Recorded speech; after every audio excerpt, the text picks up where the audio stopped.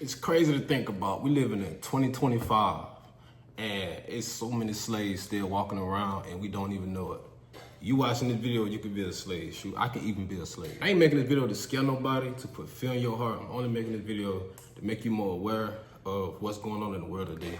And a lot of us are living to eat rather than eating to live. And let alone that, you can love food, but a lot of us are overindulging in food and we putting food on the same pedestal God's supposed to be on. And let alone, we're not even eating the way the Bible instructs for us to eat, the way God meant for us to eat. We eating all this fast food, all this sugar, all these sweets. And we see it in America, obesity, high blood pressure, heart conditions, all type of stuff going on. And it's because of gluttony, which is one of the 7 deadly sins God warned us about. The reason why gluttony is a 7 deadly sin is because one is teaching us self-control, and that's in all facets of life. Eating, pleasures, everything. Everything got to be in moderation. Everything got to be done accordingly to what God set for us. And God, you got to remember, God ain't setting these standards for us to keep us in a box. He's just been a good parent. He's just telling us, okay, do this so this won't happen. Or do this so this can happen. It's literally just like that. And a lot of stuff be going on in the world today because we be stepping outside that box, being curious. Like, okay, yeah, God say this, but it can't be that bad. But we got to remember, man, these stories from the Bible, these are actual prophets talking, telling us what happened, and then how God still had to come into their life and redirect them back to the path God set for them anyway. But if you somebody dealing with overindulging in food specifically, especially in America, man, there's just so much unhealthy stuff going on. Like, it's a fast food restaurant on every corner.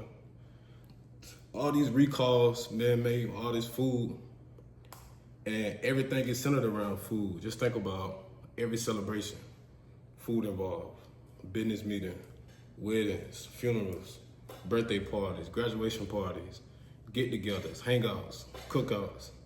Everything is centered around food. But think about, I was reading through the Bible today before getting ready for the video. I was reading through the Bible, and a real good verse that I like to share with myself is Proverbs chapter 23, verse 2. And it's real short. Solomon basically talking to one of his students in Proverbs, and he telling one of the students, like, you need to exercise like strict and real self-control. But this is what it reads: and put a knife to your throat if you are given to gluttony. And he's saying that because all throughout the Bible, before major events happen or in preparation of major events happen and turning points in the Bible, people are fasting. And they fasting because, one, you limiting all your self-pleasures, like you not giving the flesh what it wants so you can hear God. Remember, we are in this world, but we're not of this world, and we are spiritual beings. So when you always full, it's some things you can't even hear from God. It's some things you won't even see God doing in your life if you always on a full stomach. Because let's think about what you're doing when you're full. You lounging around, you finna go to sleep, you sluggish, all this other stuff, and then let alone the health conditions that come behind it. And like, you got a foggy brain, you can't remember none, you always talking about food. Like, you probably can't even have a whole conversation without bringing up or mentioning some type of food. Or someone asks what you like to do, I don't know, I just like to eat. Or I just like to cook. Like, you act like there ain't more to your life rather than just food. A lot of us are constantly feeding our flesh, but we starving our spirit. And we wondering why we ain't seeing all these blessings. We wondering why this ain't working out, that ain't working out. Or you don't feel like you enough because you're not feeding your spirit as much as you feeding your flesh. And you're feeding your flesh all this stuff that's not even helping you become a better person. And not even helping you to build and to grow. You really stunting your growth, especially in all these environments that's pushing unhealthy eating, unhealthy habits, and pushing overindulging and gluttony, basically. And I also want to point out a few things for my people that be like, man, it's just food, man. It can't be messing up my life that much. I'm just eating. Yeah, I may be out of shape, but I can just work out. But look, man, over half of the folks who talk like that, or even if you fell into this overindulgence in food and love for food, if you try to fast for 10 hours intentionally, it'll be almost impossible. You can't sleep. Your energy level's up and down. But I'm just gonna list off a few ways this is messing up your life. All right, physically, your body breaking down. You can't sleep. Energy levels, like you can't even think straight. You can't even focus on that long enough to get a complete job done. Your joints. You gotta think about like anything you put into your body is going into your bloodstream. And as it goes into your bloodstream, it's traveling all throughout your body. So it's messing up your joints. It's messing up your blood pressure. It's fogging up your brain mentally. So you eating all this food, so now you got all this brain fog, like I mentioned before.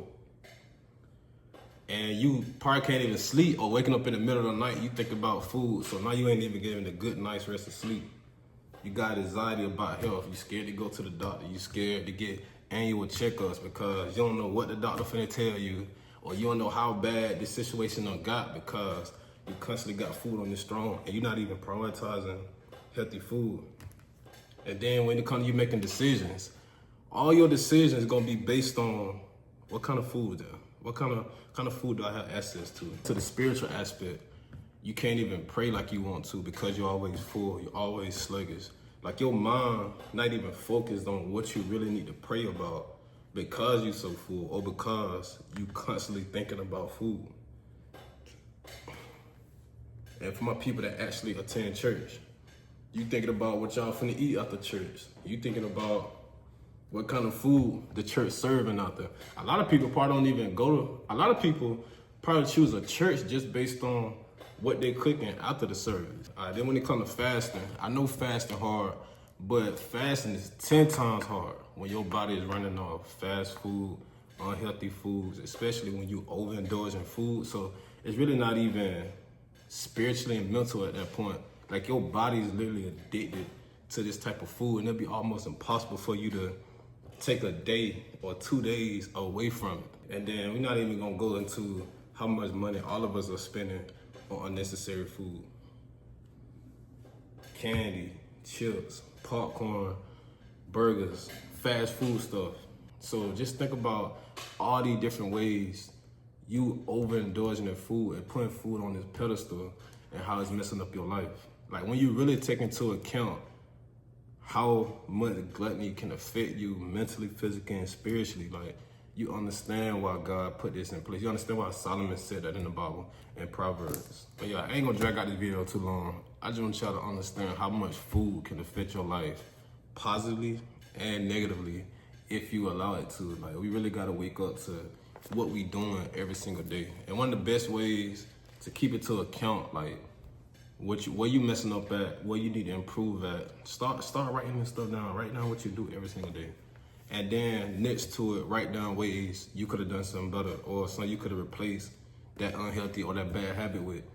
And that's how you're gonna become more aware of what you're doing every day. And start journaling your thoughts like, why am I in this fast food line for 2-3 hours?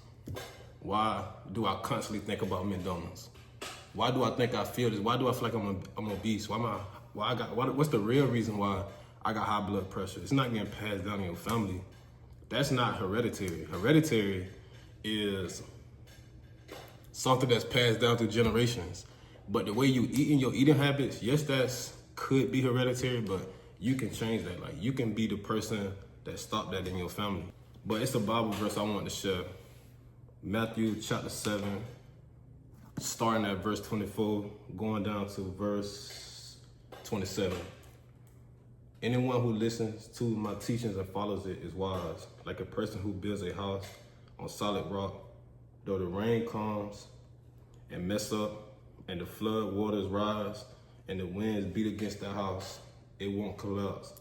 It is built on a solid foundation. But anyone who hears my teachings and doesn't obey it is like a foolish person who builds his house on the sand. When the rain and the floods come, the wind beat against that house, and the house will collapse. So that's just God telling us in parables, basically just follow his word, and we won't have to worry about our house falling down when the rain comes, because he told us that he gonna be with us in the storm. He didn't say it's not gonna be no storm. He didn't say no weapons went for him. He said he'll be with us. And he with us by us He with us spiritually, but we grow with God when we apply his words, when we apply the Bible to our life. All right, look, man, I hope y'all learned something in this video.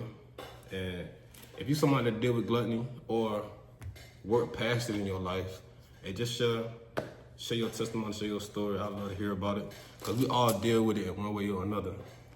But y'all, see y'all next time.